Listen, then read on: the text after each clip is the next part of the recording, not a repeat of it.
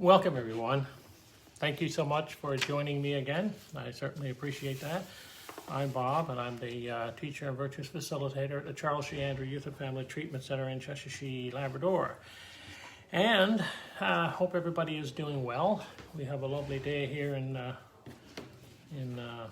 Cheshire on this last day of July 31st. So, yeah, hope everybody's doing fine and enjoying this weather. We're going through the Family Virtues Guide by Linda Cavillon Popoff, and we are working with, right now, those of you that have a book, we're actually on page 30, we're working with page 33, that's where we're going to be. So it's the 10 guidelines for establishing family ground rules in your household, okay? So we know that we've said that establishing family ground rules is one of the best ways to set clear boundaries. And to be effective, chosen boundaries need to be those for which everyone in the household is committed. Remember, we said that this is not just for children or to rein in their behavior or to punish them or anything else. It's for all of us, everybody that's in the household. That's who has to be committed to these ground rules. Establishing family ground rules, we said, is perhaps the most important way to keep children feeling safe, both physically and emotionally. The clearer children are about what's expected of them, the better their chances of feeling loved and accepted in their efforts to do the right thing. Don't worry, they will test your limits. You can expect that, right? And we also said, of course, that families with boundaries that are too tight are oppressive, and families with boundaries that are too loose are chaotic. Remember that? You know. So we looked at 3 already. One was to be moderate. In other words, just pick 5 or 6 ground rules. Don't have 20. Okay, don't go having rules for every little thing in your household, but pick what it is that you want to teach the children, what you want to teach your children, and that's what you focus your ground rules on. So be moderate. The next one we said was to be specific, which means that you pick ground rules that fit your family, not the Joneses, nobody else, just yours. Focus on what you want to teach your children. And the third one was to be positive. Base your ground rules on the virtues. Don't say things like, no running in the hallway, but instead you would say, walk in the hallway. And we talked about, I gave you some examples there of ground rules.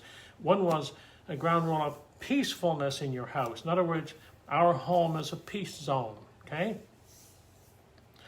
Cleanliness was another example. We said we keep our house clean. We eat by eating only in the kitchen and the family room. Or, you know, if you want your children to eat in the bedroom, that's your choice. And that's what we meant by being specific. It's what your family wishes, okay? Respect was another one. We use respectful language to each other. You don't want Uncle Sam or Uncle George or whoever coming into your house swearing, you know, using all kinds of foul language when you got your children there. Yeah, you know, your uncle might feel, well, you know, the freedom of speech kind of thing, and yeah, I'm an adult and I can swear all I want, but you got to think about your children. You don't want them to be picking that kind of language up, okay? So that's where your teaching comes in. And consideration was another one we mentioned. You know, be considerate of others. Don't go in their room and play your music so loud that the dishes are shaking in the cupboard. You know, you have to be considerate. And the last example I gave was the responsibility one. You know, where everybody in the house, you know, you sit down around a table and do a discussion, right? Who does what in the house? And we even said, well, maybe, you know, the day that you sit down to discuss these things, you could have a pizza day. That sounds nice, right? So those were the 3 we looked at.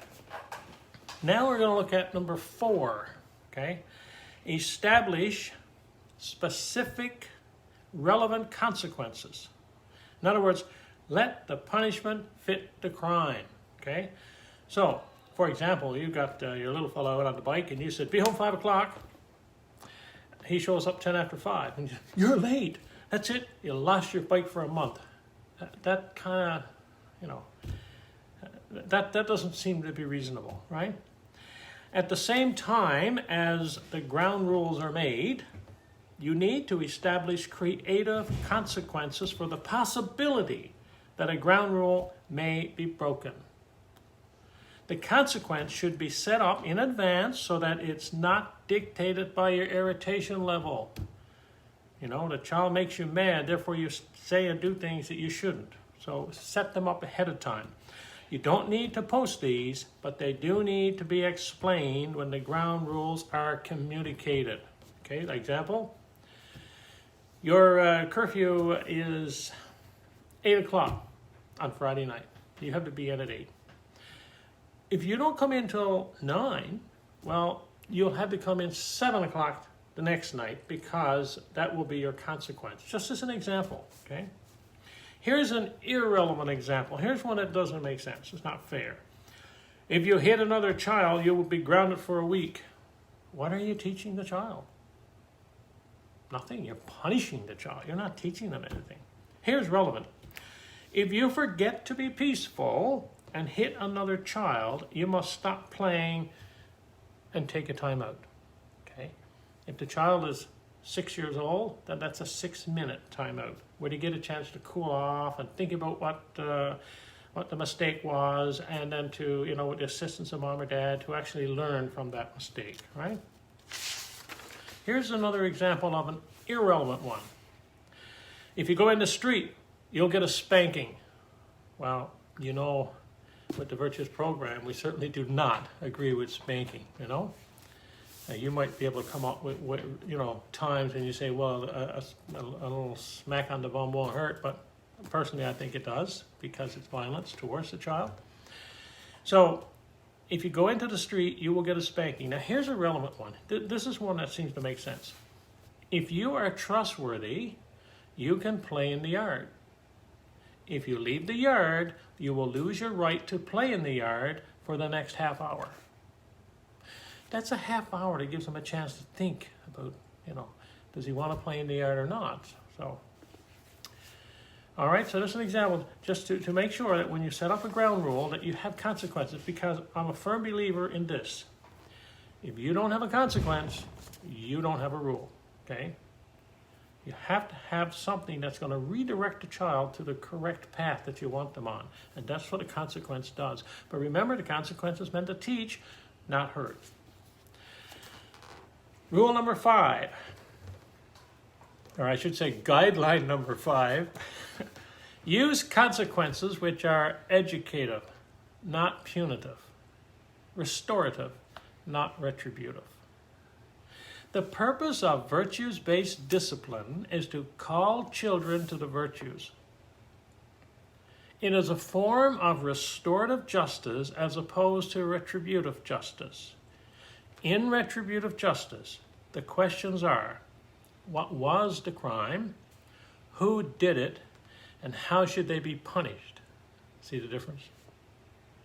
In restorative justice, the questions are, what happened? Who was hurt, including the perpetrator, and what do they need? An attempt to correct, an attempt to educate. Consequences are not meant to make children feel bad about themselves, but rather to restore them to the missing virtue, which often is justice. Give a child who has hurt someone the opportunity to make reparation. Invite him to come up with a way to make up to whoever has been hurt or disturbed by his behavior. This must be done respectfully.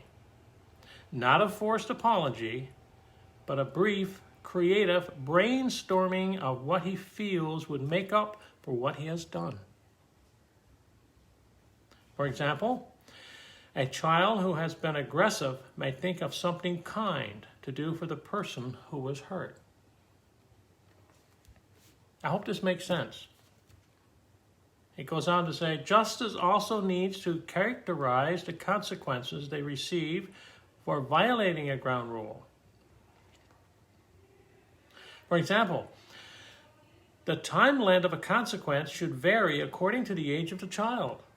An effective length for timeouts is 1 minute for every year of the child's age. However, You can apply the same principle of justice if a teenager comes in 2 hours late, for example, that she then must come in 2 hours earlier the next Saturday night. Or if a 9-year-old is 10 minutes late for dinner, for example, he must be home the next night 10 minutes earlier to help him remember to be trustworthy. So now you can see why consequences need to be based on virtues and need to be teaching your children, right?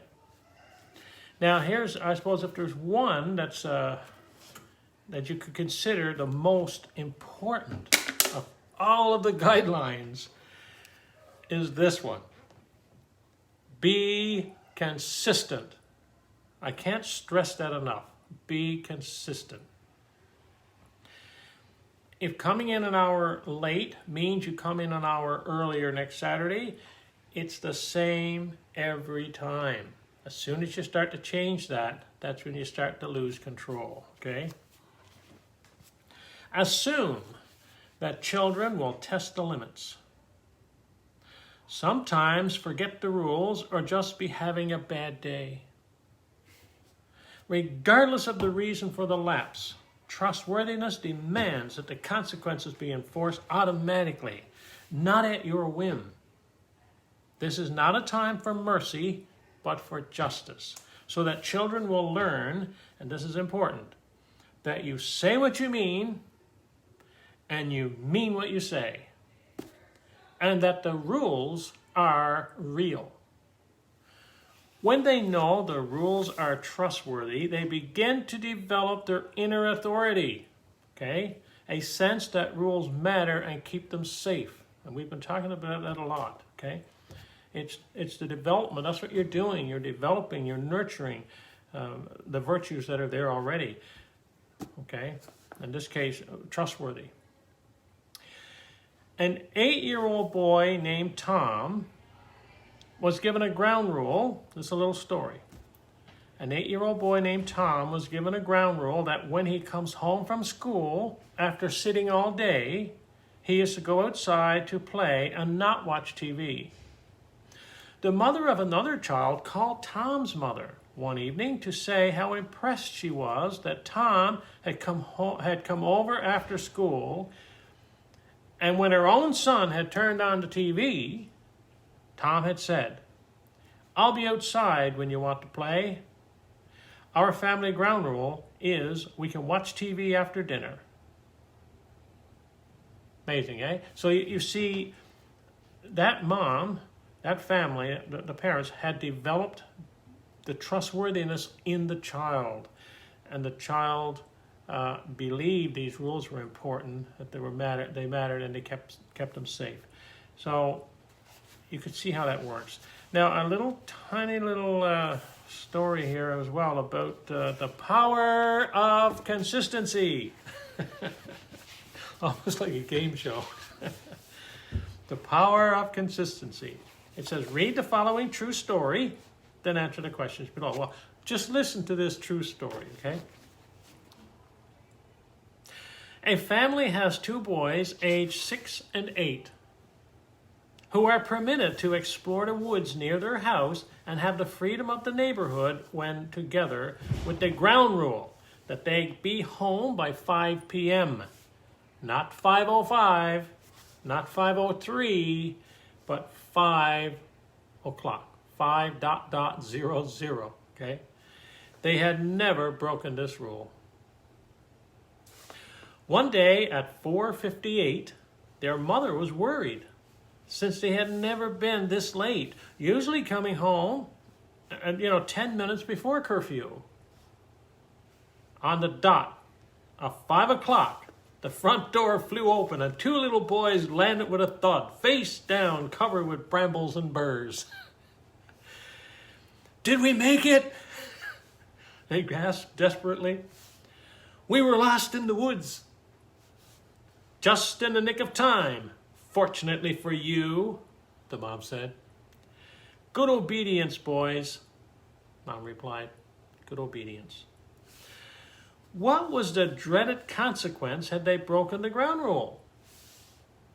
they would have lost their freedom to roam the neighborhood and would have had to stay in the house the next day.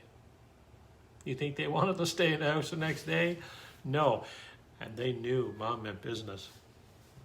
Now, what do you think held such power in these children's minds?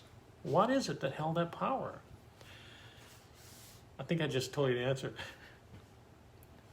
Mom was consistent with the consequence. It has probably happened to them before. They may have come in at 5:01 and missed going out the next day.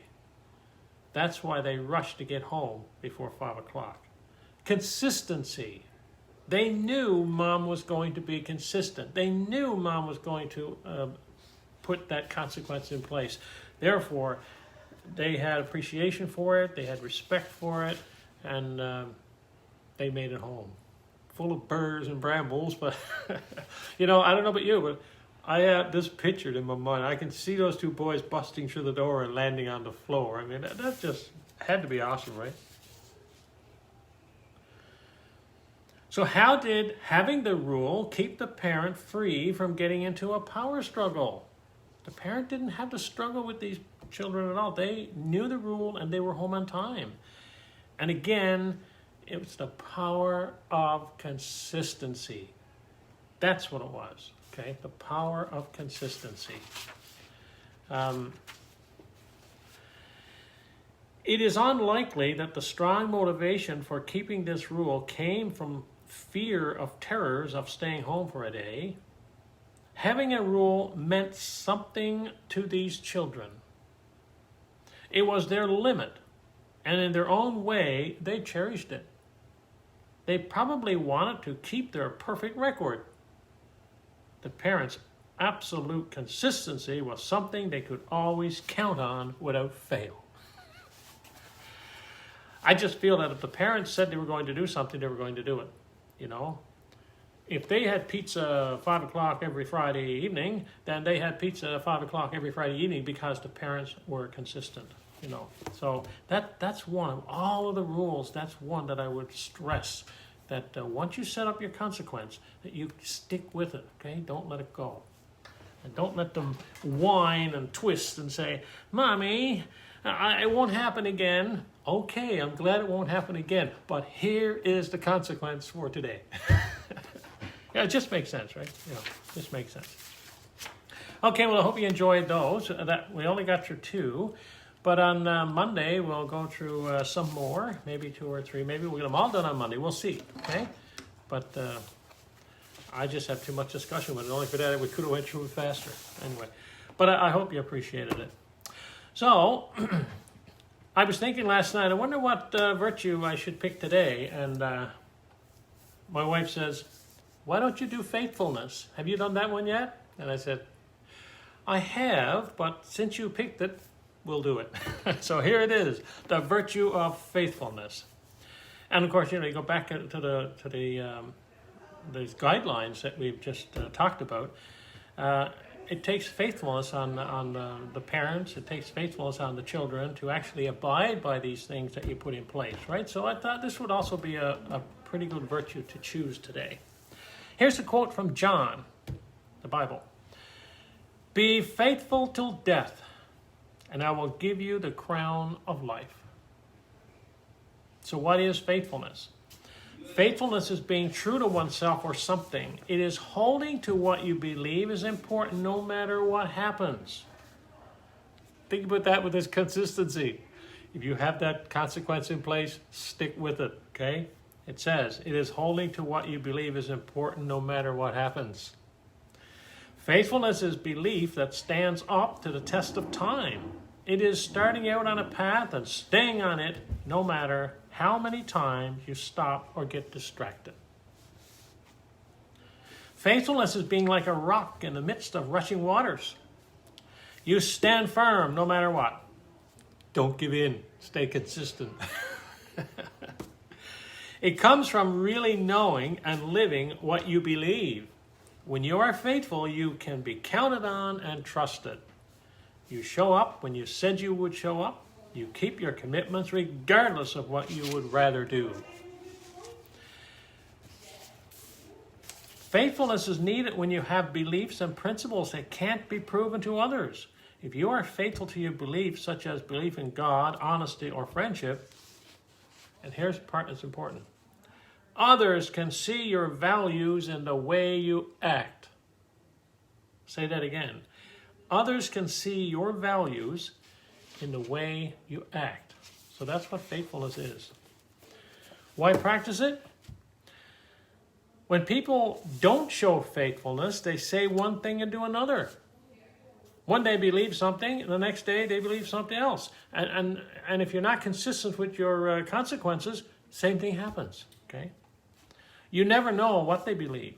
And children won't know what you believe if you don't put your consequences in place and be consistent with them. How many more times am I going to say that, I wonder? I think you have the point now, right? They probably don't know what they believe either. You can never count on them for anything. They say they will be somewhere, but then if something distracts them, they don't show up. They change their minds a lot. You never know where they stand, so people stop trusting them. How do you practice faithfulness? Being faithful means you keep your promises. You only make agreements you can keep. You talk your talk. If you say you will do something for someone else, you do it even if you feel like doing something else instead. Okay? To do a job faithfully means you do it with as much excellence and precision as you can. And you do it on time.